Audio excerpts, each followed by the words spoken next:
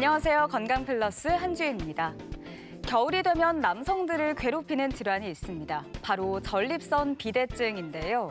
전립선 비대증이 있을 경우 날씨가 추워지면 전립선 주변을 수축시켜 요도 압박을 강하게 만들고 빈뇨나 배뇨 장애와 같은 증상을 악화시킬 수 있습니다.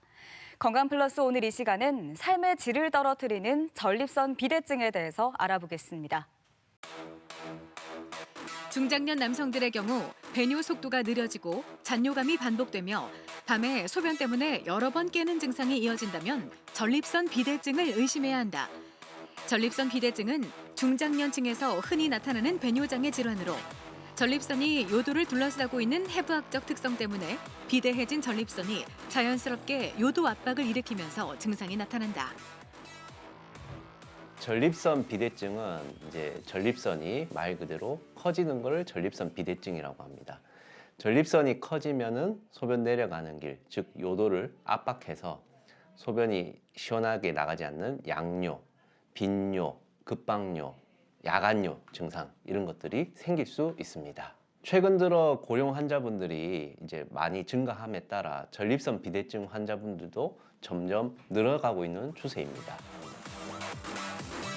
중년 이후 남성에게 전립선 비대증은 배뇨 장애와 수면 문제를 일으키며 삶의 질을 떨어뜨리는 대표적 질환이다. 하지만 흔하다는 이유로 방치될 경우 방광 기능이 회복 불가능한 수준까지 망가지고 신부전까지 올 수 있어 조기 치료가 무엇보다 중요하다. 오늘 TV 주치에서는 전립선 비대증에 대해 자세히 알아본다. 오늘 도움 말씀 위해서 의지대학교 병원 비뇨의학과 박현식 교수 나오셨습니다. 안녕하세요. 안녕하세요. 네, 오늘의 주제가 바로 전립선 비대증인데요. 우선 주제를 전립선 비대증으로 선택하신 이유가 따로 있으시다고요? 네, 보통 흔히 나이가 들면 이 배뇨 불편감을 당연히 받아들이시는 분들이 많습니다. 특히 남성의 경우 방광 바로 아래 전립선이라는 기관이 있는데 이 전립선이 커지는 것을 전립선 비대증이라고 합니다. 네. 전립선 비대증은 생명을 위협하는 질환은 아니지만 이 방치하면 삶의 질을 저하시키고 심각한 합병증을 유발할 수 있습니다. 그래서 이를 설명드리기 위해 오늘 전립선 비대증을 주제로 선택하게 되었습니다. 네, 전립선 비대증은 나이가 들면 어쩔 수 없이 발생하는 질환이다라고 알려져 있는데요. 실제로 나이에 따른 유병률은 어떻게 되나요?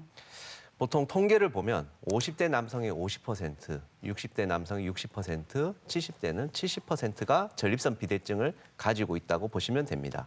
실제로 2023년 기준 전립선 비대증 진료 환자 153만 명인데 이 중 97%가 50대 이상입니다. 네. 따라서 나이가 들면 자연스럽게 찾아오는 노화 과정의 일부라고 볼 수 있습니다.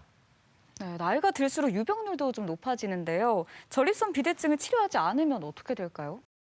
이 전립선 비대증을 방치하면 이 배뇨 불편감으로 인한 삶의 질 저하뿐만 아니라 비대증이 심해지면 소변이 아예 안 나오는 급성요폐라는 응급 상황이 올 수 있고 더 나아가면 이 방광 기능이 망가져 이제 방광 결석이나 요로 감염이 자주 반복되고 소변이 역류해 신장 기능까지 망가져 신부전 위험이 올 수 있습니다. 네, 장기간 방치가 되면 또 신부전 위험까지 있다고 하셨는데요. 먼저 전립선의 구조와 위치부터 살펴볼까요? 네, 우선 이제 소변을 만들어지는 이 기관부터 보도록 하겠습니다. 이 소변은 이 신장에서 만들어져서 이제 요관을 타고 이렇게 방광으로 내려오게 됩니다. 이 방광에 저장된 소변은 이렇게 요도를 이제 따라서 이제 소변이 나오게 되고 이 방광 바로 아래 요도 부분을 이렇게 전립선이라는 기관이 둘러싸고 있습니다. 보통 정상적인 크기는 호두알 정도이고 네. 사이즈는 약 20g, 20cc 정도 됩니다. 네, 방광 바로 아래 위치한 전립선이 커지는 전립선 비대증에 대해서 알아보고 싶은데요. 전립선 비대증에 대해서 구체적으로 한번 살펴볼까요? 네, 이 그림을 보시면 이 방광 바로 아래 이렇게 전립선이 있고 이 요도가 지나가고 있습니다. 이 그림을 보시면 이 전립선이 이렇게 심하게 커지면은 야구공 크기까지 이제 커질 수가 있습니다. 네. 그러면은 소변 내려가는 이 요도를 압박을 하게 되고 이 요도 압박으로 인해서 이런 방광 자극까지 이렇게 와서 다양한 배뇨 증상들이 생길 수 있습니다. 그렇다면 전립선 비대증이 생기는 원인 어떤 것들이 있을까요? 이 전립선 비대증이 생기는 핵심적인 원인은 노화 및 남성 호르몬 불균형입니다. 특히 전립선 성장에는 이 남성 호르몬 작용이 핵심적인 역할을 합니다. 네. 그 외 가족력이 있는 경우 전립선 비대증 발생 확률이 더 높은 것으로 보고되고 있습니다. 네, 나이뿐만 아니라 남성 호르몬, 또 기저질환, 가족력까지 원인이 될 수 있다고 하셨는데요. 그중에서도 특히 남성 호르몬의 영향을 가장 많이 받는다고요. 네, 맞습니다. 남성 호르몬, 즉 테스토스테론은 노화가 진행됨에 따라 생성량이 점점 줄어들게 됩니다. 하지만 전립선 성장에 영향을 주는 주된 호르몬은 테스토스테론이 아닌 이 디하이드로 테스토스테론입니다. 보통 고안에서 생성된 테스토스테론은 이 전립선 내 5알파 환원 효소에 의해 디하이드로 테스토스테론으로 이렇게 전환이 되게 되고 이 디하이드로 테스토스테론이 전립선 성장을 촉진하게 됩니다. 네. 흔히 남성들이 또 나이가 들면 남성 호르몬이 줄어들잖아요. 이 전립선과는 어떤 상관관계가 있을까요? 맞습니다. 노화가 진행되면 실제로 고안에서 분비가 되는 테스토스테론은 점점 감소하게 됩니다. 하지만 반대로 이 5알파 환원 효소의 활성도는 점점 증가하게 돼서 이 테스토스테론을 효율적으로 디하이드로 테스토스테론으로 변환하게 되어 네. 이게 점점 축적이 되게 됩니다. 이로 인해 노화가 진행될수록 전립선 비대증 발생 가능성은 점점 올라가게 됩니다. 네, 이 밖에도 전립선 비대증을 일으킬 수 있는 위험 요인이 있을까요? 보통 이제 체중 증가는 대사 이상을 초래하여 이제 증상을 악화시킬 수 있고 이 서구화된 식습관, 고지방, 고칼로리 식단은 전립선 건강에 부정적인 영향을 주는 것으로 알려져 있습니다. 또한 운동 부족도 특히 오래 앉아 있는 습관, 신체 활동 부족 이런 것들은 이제 전립선 비대증을 악화시키고 증상을 악화시키는 요인으로 알려져 있습니다. 그러면 운동을 할 때는 어떤 것들이 좀 좋을까요? 뭐 스트레칭 같은 것도 도움이 될까요? 스트레칭, 가벼운 유산소 운동이 도움이 되고 배에 압력이 들어간다거나 회음부를 압박할 수 있는 운동은 가급적 오래 안 하는 게 좋습니다. 대전 MBC 건강플러스 오늘은 전립선 비대증에 대해서 알아보고 있는데요. 이번엔 병원에 직접 찾아가서 환자들을 만나보고 전립선 비대증에 대해서 자세히 살펴보겠습니다. 화면으로 만나보시죠. 전립선은 남성에게만 있는 생식기관이다. 방광 아래에 위치해 소변이 배출되는 요도를 감싸고 있으며 배뇨와 생식 기능에 관여하고 무게는 15에서 20g 정도로 호두만한 크기다. 지난해 기준 전립선 비대증 유병률은 50대에서 50%가량이며 연령대가 올라갈수록 유병률도 증가하는 것으로 알려져 있다. 오늘 어디가 불편해서 오셨나요? 네, 최근에 소변이 시원하게 나오지가 않고 오줌 줄기도 좀 이렇게 약해지는 것 같고 그래서 오게 됐습니다. 증상이 언제부터 시작되셨나요? 한 5, 6개월 정도 됐습니다. 그러면 그와 동반돼서 소변을 자주 본다거나 소변을 참기 어렵다거나 혹시 밤에 소변 때문에 깨는 증상이 같이 동반되는 경우도 있나요? 네, 확실히 이전보다 좀 소변 보는 횟수가 좀 많아지고 그런 부분이 있는 것 같습니다. 혹시 예전에 다른 병원을 가서 진료를 받아보신 적이 있습니까? 왠지 좀 창피하고 한 것도 있다 보니까 다른 병원을 가본 적은 없습니다. 전립선 비대증은 아직 명확하게 밝혀져 있지는 않지만 노화와 남성 호르몬 변화가 주요 원인이며 운동 부족, 기름진 식사 등의 건강하지 못한 생활 습관 등이 증상을 악화시키는 것으로 알려져 있다. 또한 60대 이전에 비교적 젊은 나이에 증상이 발현된 경우에는 유전적 요인의 영향이 클 수 있다. 예, 이분은 이제 전립선 사이즈가 이제 33cc 정도 나온 이제 중등도 전립선 비대증 환자입니다. 그래서 이제 앞으로 이제 전립선 요도를 이완시켜주는 약을 일단 우선 1차적으로 먼저 쓸 거고 앞으로는 요속 및 잔뇨 검사를 하면서 추적 관찰할 예정입니다. 전립선 비대증이 의심되면 혈액 검사로 전립선 특이 항원 수치를 확인한다. 수치가 4나노그램/밀리리터 이상이면 전립선 질환을 앓고 있을 가능성이 높다. 또한 초음파 검사를 통해 전립선의 크기, 모양, 내부 병변 등을 확인할 수 있으며 소변 검사를 통해 혈액과 감염 여부를 파악할 수 있다. 전립선의 단면과 주변부, 중심부 조직을 확인하기 위해 추가로 MRI 검사를 시행할 수 있다. 지난번에 전립선 비대증 진단을 받으셨고 그때 소변 보는 게 좀 시원하지 않다고 하셔서 제가 약을 좀 처방을 해드려 봤는데 요즘 좀 어떠십니까? 네, 소변 보는 건 확실히 시원해졌습니다. 증상이 좋아지셨다고 하니까 정말 다행입니다. 근데 이제 약 먹고 혹시 어지러움 증상이 있었다거나 혹시 사정이 잘 안 되는 그런 부작용 같은 거는 없으셨나요? 네, 뭐 특별히 불편한 증상이 있거나 하지는 않았습니다. 지난번에 제가 술도 좀 줄이시고 운동도 좀 많이 하시는 게 그래도 증상 완화에 도움이 된다고 말씀드렸었는데 어떻게 잘 하고 계십니까? 네, 지키려고 열심히 노력하고 있습니다. 전립선 비대증이 있을 경우 배뇨 문제가 생기는 경우가 많다. 소변이 시원하지 않고 소변이 금방 나오지 않으며 배뇨 후에도 잔뇨감이 나타날 수 있다. 자다가 일어나 화장실에 가야 하는 경우가 많아지는데 이로 인해 수면을 방해하고 낮 동안 피로를 유발해 생활의 질을 떨어뜨릴 수 있다. 이 환자는 경직장 이제 초음파 검사상 전립선 사이즈가 40cc가 넘었던 분입니다. 그래서 요도를 이완시키는 약뿐만 아니라 전립선 사이즈를 줄여주는 약도 현재 같이 쓰고 있습니다. 보통 이 전립선 줄이는 약은 6개월 이상 장기 복용을 해야 되고 1년 뒤 추적 관찰했을 때 예상되는 이제 전립선 사이즈 감소는 지금 현재 한 20-30%의 감소로 예상이 됩니다.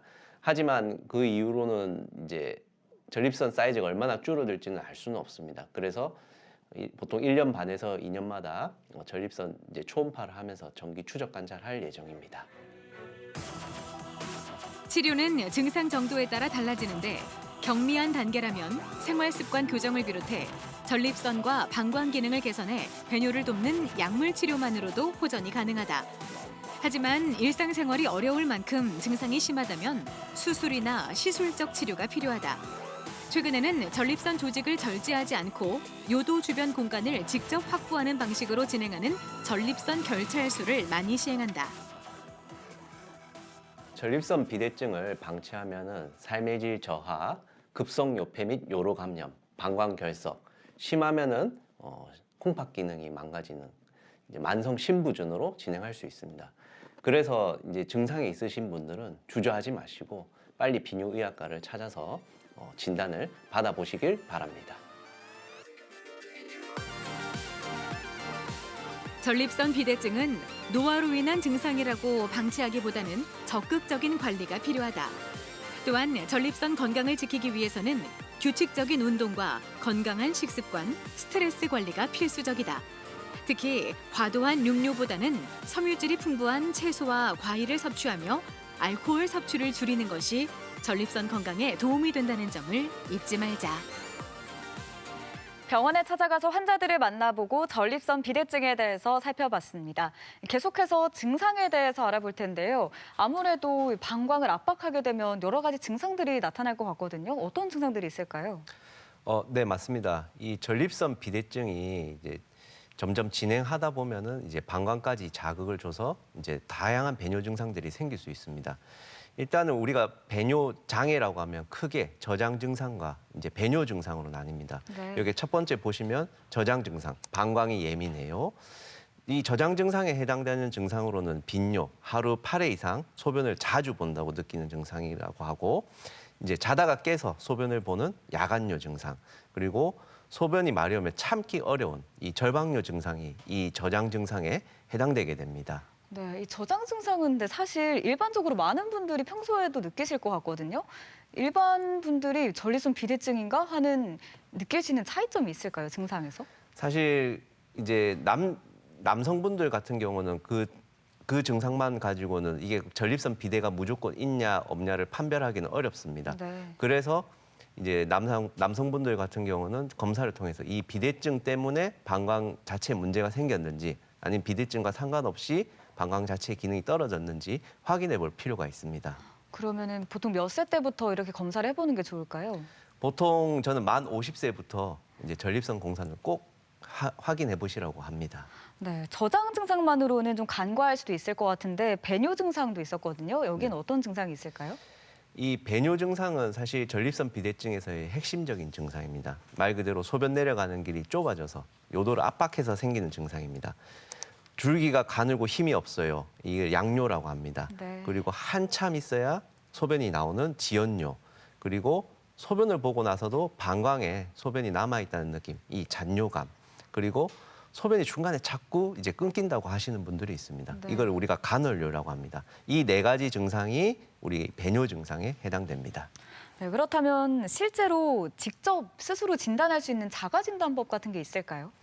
네, 있습니다. 여기 보시면 국제전립선 증상 점수표 IPSS라고 합니다.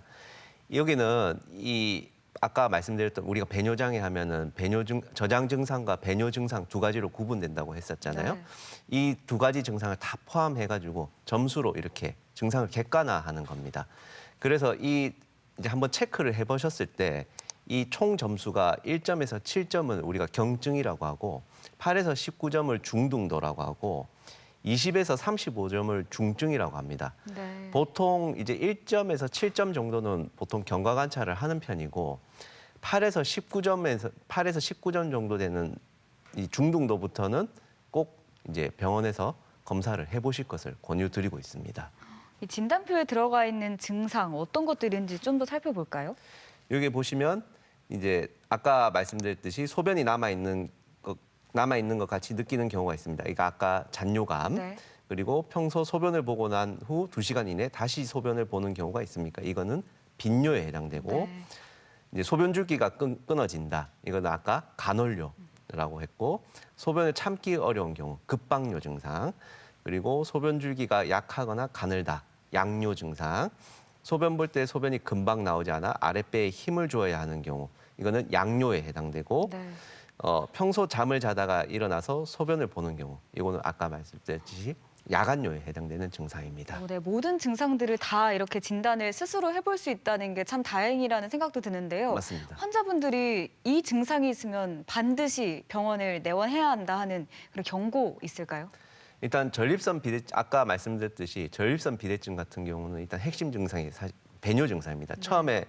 보통 처음부터 이 저장 증상이 생기기보다는 전립선 이제 비대증이 점점 진행되면서 저장 증상이 같이 동반되는 경우가 많기 때문에 네. 아까 말씀드렸듯이 첫 번째 배뇨 증상, 양뇨, 그다음에 잔뇨감, 그다음에 이제 간헐뇨, 그다음에 주저뇨 이런 증상들이 있을 때 빨리 이제 내원해 주시는 걸 권해드립니다.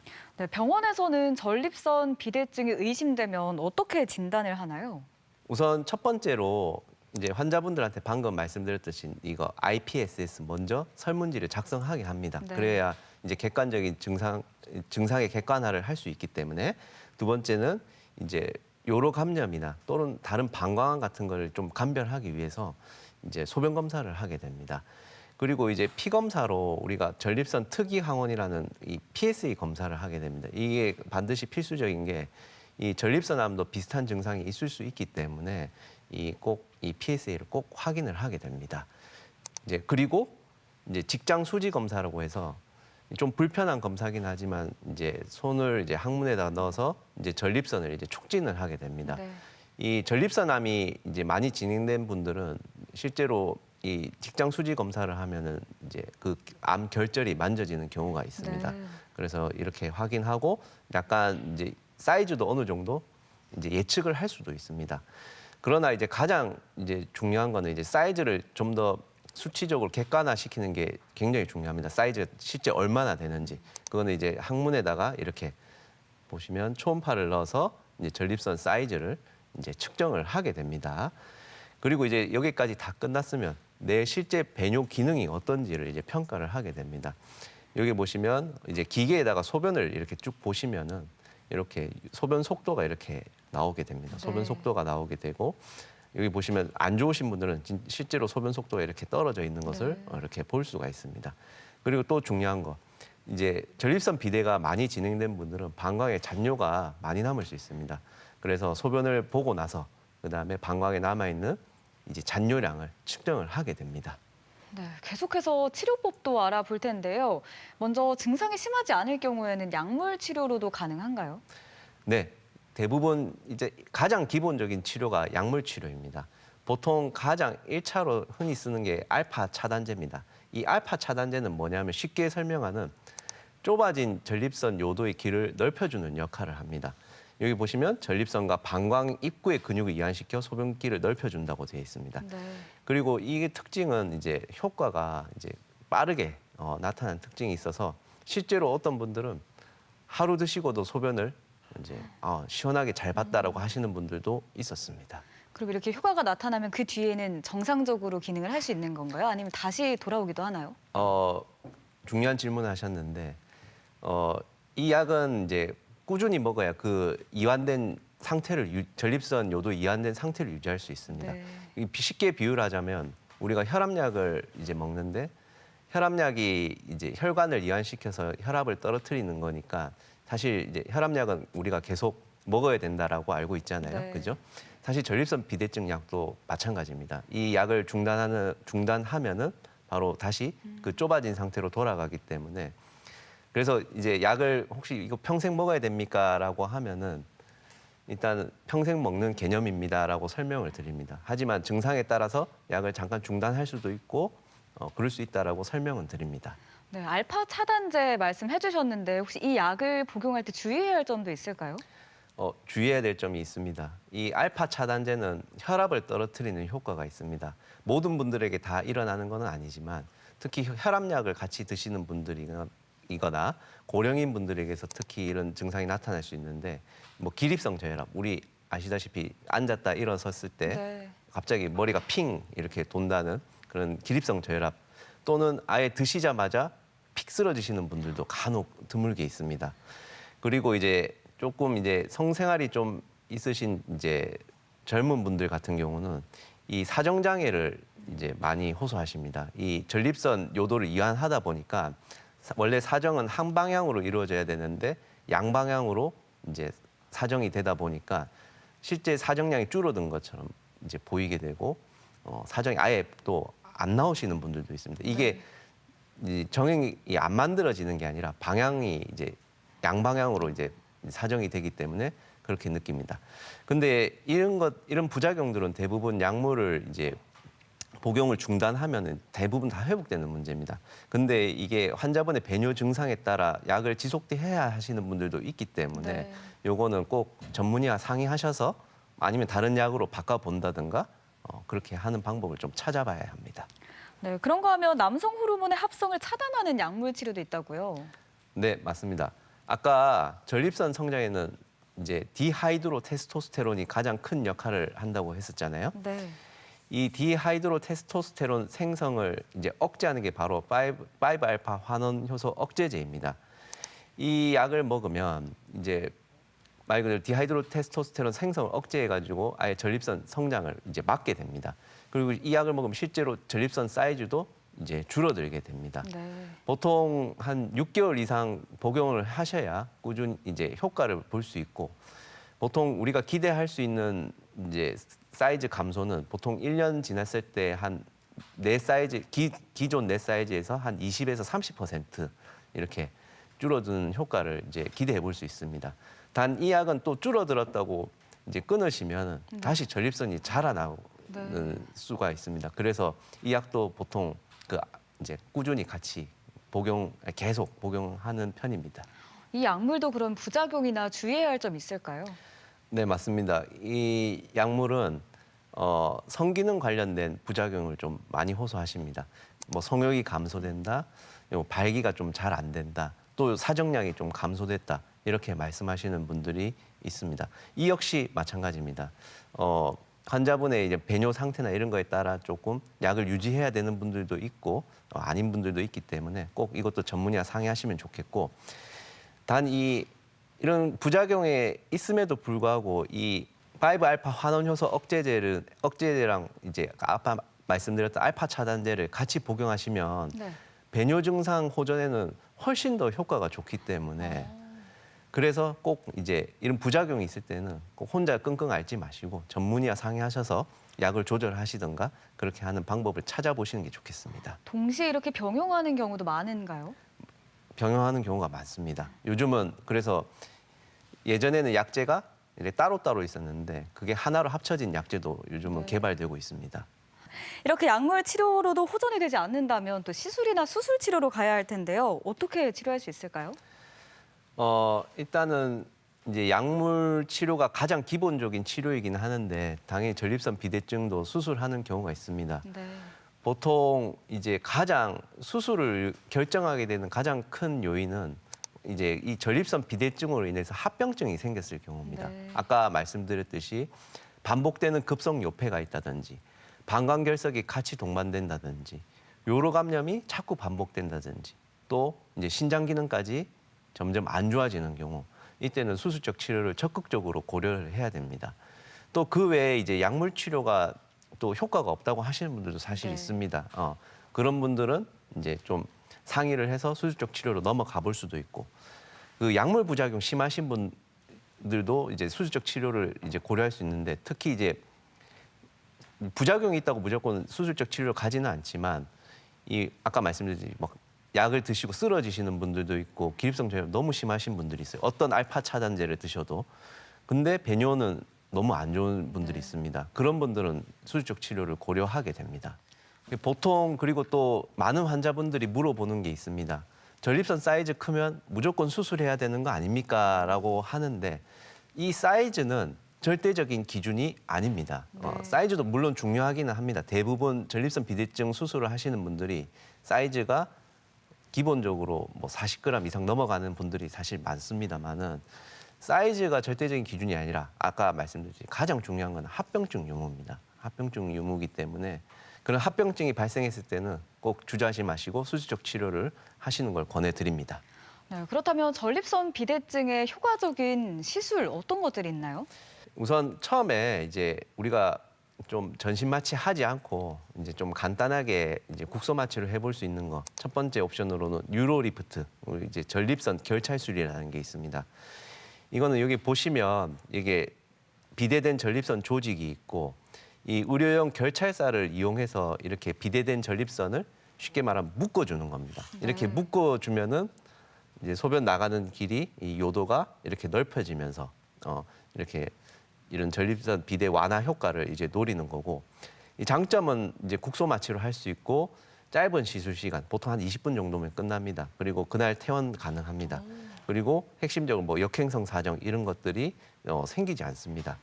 단점은 이 증상 호전 정도가 이 표준 수술보다는 좀 낮습니다. 낮고 심한 전립선 비대증 보통 80cc가 넘어가는 분들에게는 적용하기가 사실 어렵습니다. 어렵고 그래서 이걸 하는 경우는 보통 이제 전신 마취가 좀 쉽지 않고 그리고 전신 마취에 대한 수술 그 거부감이 되게 강하신 분들 이런 분들에게 주로 할 수 있는 옵션입니다. 네, 이어서 수증기 치료술도 있는데요. 이건 어떤 시술인가요? 이거는 이제 고온 이 103도씨 수증기를 이 비대된 전립선 조직에 직접 쏴서 괴사시키는 원리입니다. 네. 그러면 이 괴사된 조직은 자연스럽게 이제 우리 몸에 흡수가 되면서 점점 전립선 사이즈가 이렇게 줄어들게 됩니다. 아까 유로리프트와 이제 차이라면 아까 유로리프트는 결찰사가 남았는데 네. 요거는 결찰사가 남지 않습니다. 남지 않고 이 성기능 보존율도 높은 것으로 알려져 있습니다.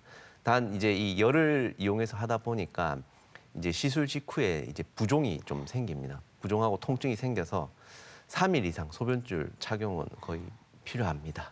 그 이후에는 뭐 일상생활을 하는데 불편함은 없나요? 시술들은? 시술하고 나서 이제 소변줄을 착용하고 통증에는 큰 불편감은 없습니다. 네, 시술로도 안 된다면 수술을 고려해야 할 텐데요. 수술법은 어떤 것들이 있나요? 이제 전립선 비대증의 표준 수술 이제 여기 홀랩이라고 적혀 있는데 이걸 풀었으면 홀뮴 레이저 적출술이라고 합니다. 여기 보시면 이 비대된 전립선 조직이 있는데 이 내시경이 들어가서 이 전립선 경계를 따라서 쉽게 말하면 우리가 귤이 있으면 껍질하고 네.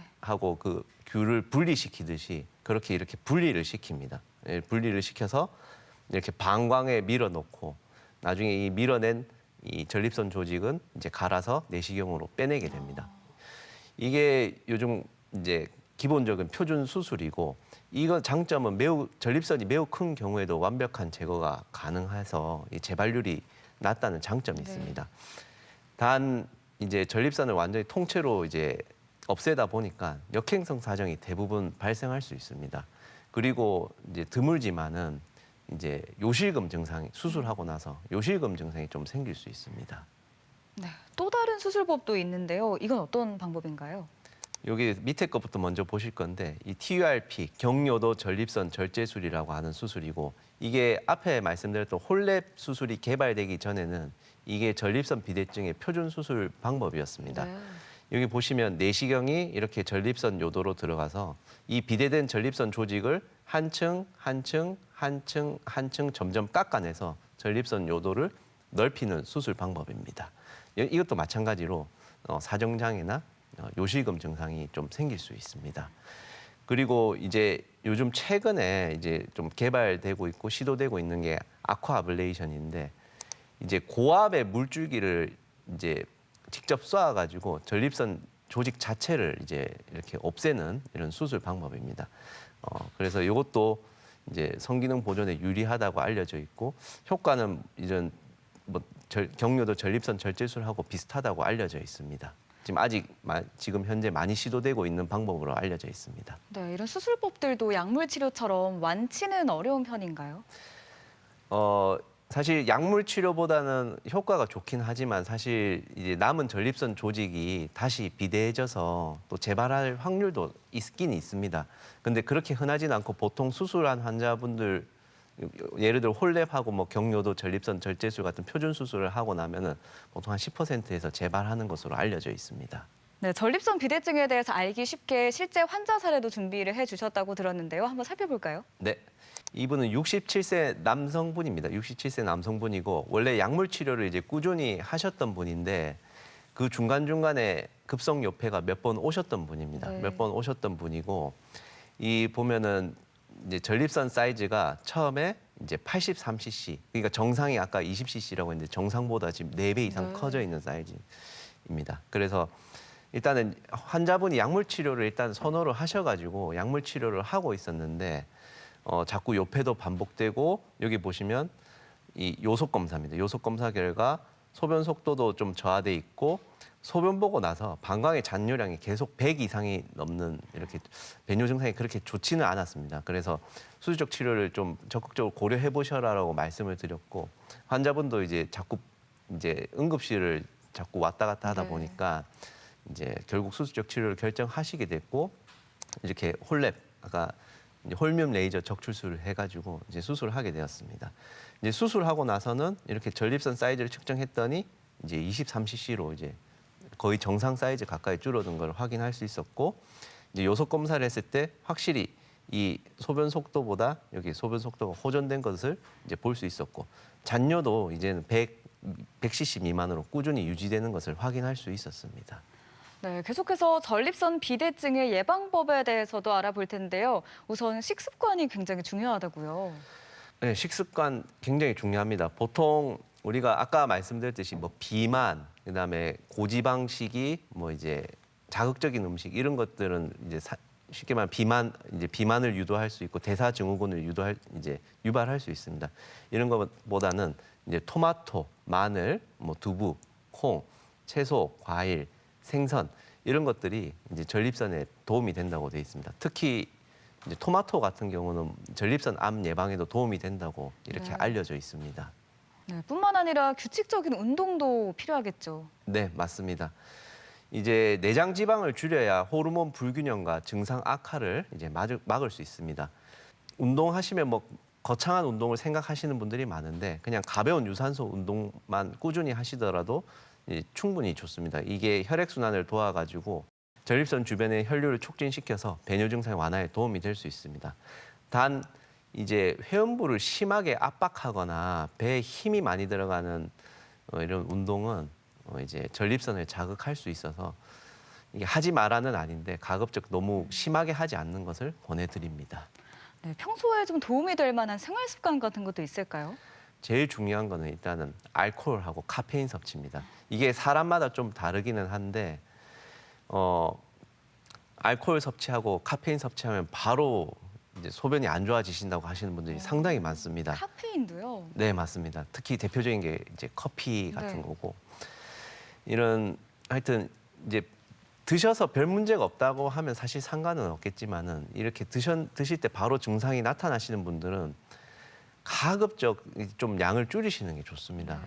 사실 뭐 술하고 우리가 커피는 안 마시기는 참 쉽지 않잖아요. 네. 그래서 저도 환자분들한테는 이제 술 같은 경우 뭐 사회적 생활할 정도만 적당히 드시라고 하시고 카페인은 이제 진짜 뭐 두세 잔 하루 기본으로 드시는 분들도 생각보다 많습니다. 그러면 딱 아침에 잠 깰 정도 한 잔 정도만 드시고 그 외에는 드시지 마십시오라고 이렇게 말씀을 드리거든요. 그래서 일단 하여튼 내가 이걸 먹었을 때 이제 증상이 너무 심하다 했을 때는 좀 확실히 줄이는 게 훨씬 효과를 이제 볼 수가 있습니다. 그리고 특히 야간요 같은 것들이 심하신 분들은 취침 4시간 전부터는 수분 섭취를 조금 최대한 자제하시는 게 좋습니다. 네. 예. 물론 이 전립선 비대나 방광 기능 자체가 떨어져서 야간요가 생기는 경우도 있지만 우리가 수분 섭취도 간과할 수 없는 부분입니다. 그래서 혹시나 야간요가 심하다거나 평상시 빈뇨가 심하신 분들은 이제 내가 수분 섭취를 어떻게 하고 있느냐도 한번 살펴볼 필요가 있습니다.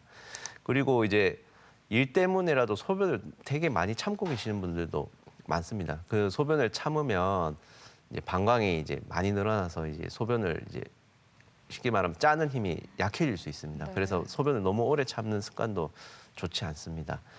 그리고 이제 내가 집에서 해볼 수 있는 걸로는 이제 뭐 좌욕이나 이제 뭐 꼭 좌욕이 아니더라도 어쨌든 이렇게 물 받아서 따뜻한 물에 몸을 담그고 있으면 이 전립선 주변의 긴장을 풀고 혈액순환을 도와서 이제 배뇨 증상을 완화시킬 수 있습니다. 네, 마지막으로 전립선 비대증에 대해서 중요한 점들 한 번 더 짚어주실까요? 이 전립선 비대는 이제 쉽게 비유하자면 이제 수도관 관리와 같습니다. 이제 우리 아파트 보면 이제 배관이 있지 않습니까? 네. 그 이제 전립선 비대증 그 배관에 이제 쉽게 말하면 이제 배관이 오래되면 이제 점점 그게 좁아지고 그렇게 좁아지다 보면 위에 물 탱크도 이제 망가지게 되지 않습니까? 이제 그거랑 비슷하다고 생각하시면 됩니다. 그래서 이 막히기 전에 쉽게 말 막히기 전에 이제 뭐 약을 쓴다든지 뭐 시술이나 수술을 해준다든지 그렇게 해서 이제 관리를 해주신다라고 하면은 이제 노년에도 배뇨 증상 때문에 너무 힘들어 이렇게 하시는 경우 없이 이제 아주 이제 좋은 삶의 질을 유지하면서 생활하실 수 있을 거라고 생각합니다. 대전 MBC 건강 플러스 오늘은 전립선 비대증에 대해서 알아보고 있는데요. 계속해서 이와 관련한 오해와 진실을 OX 퀴즈로 풀어보도록 하겠습니다. 먼저 첫 번째 질문인데요. 전립선 비대증은 전립선 암으로 발전한다. O일까요, X일까요? X입니다. X요. 네, 전립선 비대증과 전립선 암 둘 다 남성 호르몬의 영향을 받지만 이 병리학적으로는 서로 다른 질환으로 분류가 되고 과거 연구가 많습니다. 이 전립선 비대증하고 전립선 암하고 인과관계가 있는가? 근데 인과관계는 없는 것으로 이제 알려져 있습니다. 네, 다음 질문인데요. 전립선 비대증이 있어도 증상이 없으면 치료할 필요가 없다. 이건 O일까요, X일까요? 증상이 없으면 치료할 필요가 없다. O입니다. 근데 이게 원칙적으로 무증상 전립선 비대증은 치료하지 않습니다. 네. 근데 이게 다만 많은 환자분들이 아까 제가 말씀드렸듯이 나이가 많이 들면 이 증상이 당연한 거라고 받아들이시는 분들이 너무 많기 때문에 이를 무증상이라고 생각하시는 분들도 상당히 많습니다. 그래서 아까 제가 설명드렸던 국제 전립선 증상 지수 그 설문지를 한번 작성해 보시고 만약에 증상이 있다라고 생각되시면 꼭 비뇨기과를 방문해 보시는 것을 권해드립니다. 네, 이어서도 OX 질문 드리는데요. 전립선 비대증 치료에 좌욕이 도움이 된다. 이건 O일까요, X일까요? 도움이 됩니다. 좌욕은 골반 부위 혈액순환을 촉진하고 회음부, 배뇨 근육 긴장을 완화해 배뇨 증상을 완화시킬 수 있습니다. 단 좌욕만으로는 이 전립선 크기를 줄이거나 그 합병증을 예방할 수는 없습니다. 네. 기본적인 약물 치료를 하면서 이 보조적인 요법으로 시행해 볼 것을 권유드립니다. 네, 다음 OX 질문입니다. 비만할수록 전립선 비대증에 걸릴 위험이 더 높다. 이건 O일까요, X일까요? O입니다. 과거 많은 연구에서 비만인 남성은 정상 체중군 대비 전립선 비대증 위험이 유의하게 높았습니다.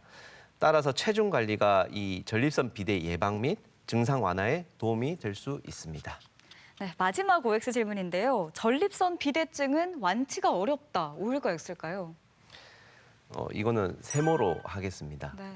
전립선 비대증은 이제 나이와 남성 호르몬에 의한 전립선 세포의 지속적 증식이 발생하는 질환입니다. 약물 치료는 이 증상을 완화하고 비대증 진행을 늦출 수 있습니다. 다만 약 중단 시 증상이 다시 시작되고 전립선 비대증 진행을 막을 수는 없습니다.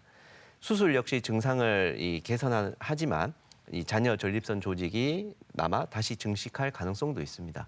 그래서 이 전립선 비대증은 이 완치라는 목표보다는 증상 관리와 진행 억제 개념으로 접근을 해야 하며 완치보다는 장기적 통제를 목표로 하는 게 좋습니다. 대전 MBC 건강 플러스 오늘은 전립선 비대증에 대해서 알아보고 있는데요. 이번엔 시청자 여러분의 궁금증 풀어보겠습니다. 첫 번째 질문인데요. 아버지가 기존에 탈모약을 드시고 계신데 전립선 비대증 약을 같이 복용해도 될까요? 라고 질문 주셨거든요. 네, 가능합니다. 그 탈모약 성분이 바로 아까 전립선 사이즈를 줄이는 5알파 환원효소 억제제입니다. 네. 앞서 말씀드렸듯이 5알파 환원효소 억제제는 이 전립선 사이즈를 줄이는 효과가 있고 만약 배뇨 증상이 있다라고 하시면 이 알파 차단제와 함께 복용하시면 도움이 많이 됩니다. 네, 다음 질문인데요. 40대 중반의 남성이신데 40대에도 전립선 비대증이 올 수 있나요? 라고 질문 주셨는데요. 가능한가요? 네, 있을 수 있습니다. 40대에서는 10에서 20% 정도에서 초음파상 전립선 비대증이 확인됩니다. 보통 40대 분들은 증상이 있는 경우가 그렇게 많지 않기 때문에 건강검진이나 이런 이제 검사를 통해서 확인되는 경우가 사실 많고 이제 40대에서 전립선 비대증이 있다라고 하면은 보통 가족력 또는 비만, 대사증후군 같은 게 있는 경우가 좀 많습니다. 네, 이제 끝으로 전립선 비대증에 대해서 한마디로 요약해 주시면 좋을 것 같은데요. 전립선 비대증은 네모다. 어떻게 하시겠나요? 전립선 비대증은 고장난 수도꼭지입니다. 그리고 수도꼭지가 고장나면 물이 안 나오지 않습니까? 네. 또 그 고장나면 어떻게 됩니까? 위에 배관도 다 망가지게 되죠. 마찬가지입니다. 우리 이 남성분들 같은 경우는 전립선 비대증을 방치하게 되면 꼭 이런 고장난 수도꼭지 같은 이제 증상을 마주하게 됩니다. 그래서 이제 당연한 거다라고 받아들이지 마시고 반드시 증상이 있으면 꼭 아니면 궁금하시더라도 상관없습니다. 꼭 비뇨의학과 전문의를 찾아서 상담해 보시길 바랍니다. 대전 MBC 건강 플러스 오늘은 전립선 비대증에 대해서 살펴봤습니다. 오늘 도움 말씀에 비뇨의학과 박현식 교수였습니다. 오늘 말씀 감사합니다. 감사합니다. 이어서 운동과 함께 하루를 상쾌하게 열어드리는 건강 틈새 운동 시간인데요. 모두 함께 운동할 준비 되셨나요? 안녕하십니까. 가톨릭대학교 대전 성모병원 물리치료사 승오현입니다. 오늘은 저와 함께 운동 전에 부상 예방을 위한 다이나믹 스트레칭 배워보도록 하겠습니다. 다이나믹 스트레칭이라고 하면 기존에 멈춘 자세에서 쭉 유지하는 스트레칭들이 아닌 동작이 계속 이어지면서 하는 스트레칭들입니다. 정적인 스트레칭은 운동 후에 긴장되어 있는 근육을 이완시키기에 좋고 동적인 다이나믹 스트레칭은 운동 전 몸을 깨우는 데 좋습니다. 그러면 지금부터 저와 함께 다이나믹 스트레칭 5가지 배워보도록 하겠습니다. 첫 번째 운동은 목 원 그리기 스트레칭입니다. 먼저 한쪽으로 고개를 돌려주신 상태로 그대로 최대한 쭉 반대쪽으로 넘겨주시면 되는데 완전히 원을 그리지 않고 반원만 그려주시면 됩니다. 동적인 스트레칭을 하기 위해서는 멈추지 마시고 천천히 다시 반대쪽으로 돌아와 주시면 되겠습니다. 스트레칭을 할 때 너무 과하게 스트레칭 되지 않도록 천천히 움직여 주시고 통증이 느껴지신다면 그거보다 조금 전 범위까지만 스트레칭 해주시면 되겠습니다. 이 동작을 10번 정도 왕복하실 수 있게 해주시면 되겠습니다.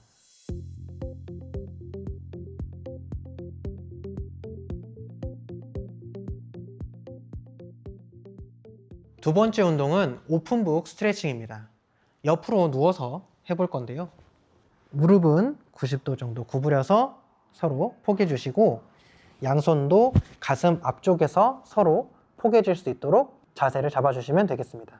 이후 천천히 위에 있는 손을 반대쪽으로 넘겨주시면 되는데 이때 시선은 손끝을 따라가면 되겠습니다. 스트레칭 할 때 꼭 손등이나 손바닥이 바닥에 닿지 않아도 되고 천천히 다시 돌아와 주시면 되겠습니다. 사람마다 유연성의 차이가 있기 때문에 무리해서 동작하시지 않도록 해주시고 돌아갈 때 척추나 무릎이 바닥에서 떨어지지 않도록 약간의 긴장을 주신 상태에서 움직여 주시면 되겠습니다.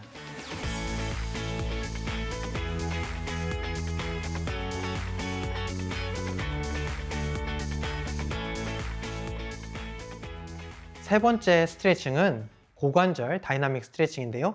무릎은 90도 정도 구부려 주시고 발은 골반 너비 정도 벌려 주시는 게 편합니다. 그리고 손은 편안하게 뒤를 받쳐 주시고요. 천천히 한쪽 방향으로 움직일 수 있도록 스트레칭 해주시면 되겠습니다. 저는 조금 뻣뻣한 편이라서 조금 덜 움직이지만 저보다 더 유연하신 분들은 무릎이 바닥에 닿을 정도까지 충분히 스트레칭 될 수 있습니다. 이때도 마찬가지 골반이나 허리가 너무 과하게 틀어지지 않도록 살짝 긴장감을 주시면서 해주시는 게 좋습니다. 운동을 할 때 다리의 움직임은 간격을 충분히 유지해 주시고 마치 자동차 와이퍼 움직이듯이 운동해 주시면 되겠습니다.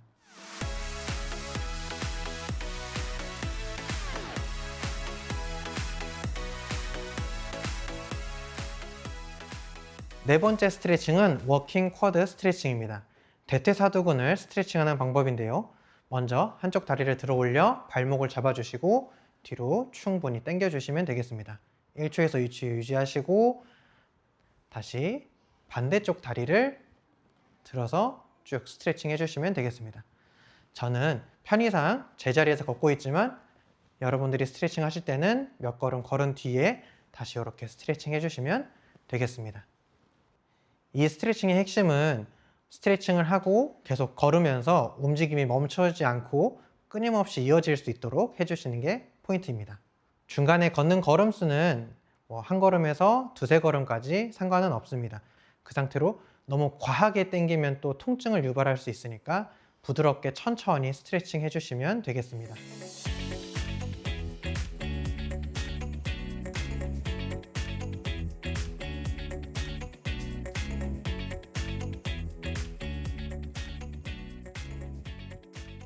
다섯 번째 스트레칭은 햄스트링 스쿱입니다. 햄스트링 스쿱은 햄스트링과 종아리 근육을 충분히 스트레칭 하려고 하는 스트레칭입니다. 먼저 스트레칭 하고자 하는 발을 앞으로 한 발짝 정도 내밀어 주시고 발목은 들어서 발가락은 몸쪽으로 당겨 주시면 되겠습니다. 이후에 반대쪽 무릎은 구부리고 손바닥은 바닥을 쓸듯이 올라와 주시면 되겠습니다. 이후 반대쪽 다리를 또 쭉 스트레칭 해주시고 연속해서 10번에서 20번 정도 스트레칭 해주시면 되겠습니다. 이 스트레칭은 한쪽 다리를 스트레칭 한 이후에 자연스럽게 한 발자국이 더 앞으로 나가서 스트레칭 해주시면 되는데 저는 장소 편의상 제자리에서 스트레칭을 했습니다. 여러분은 하실 때 한쪽 스트레칭 한 이후에 자연스럽게 반대쪽 다리가 따라 나갈 수 있도록 스트레칭 해주시면 되겠습니다. 이 스트레칭은 평소 운동을 하시고 나서 허벅지 뒤쪽에 쥐가 자주 나셨던 분들에게 좋은 스트레칭입니다.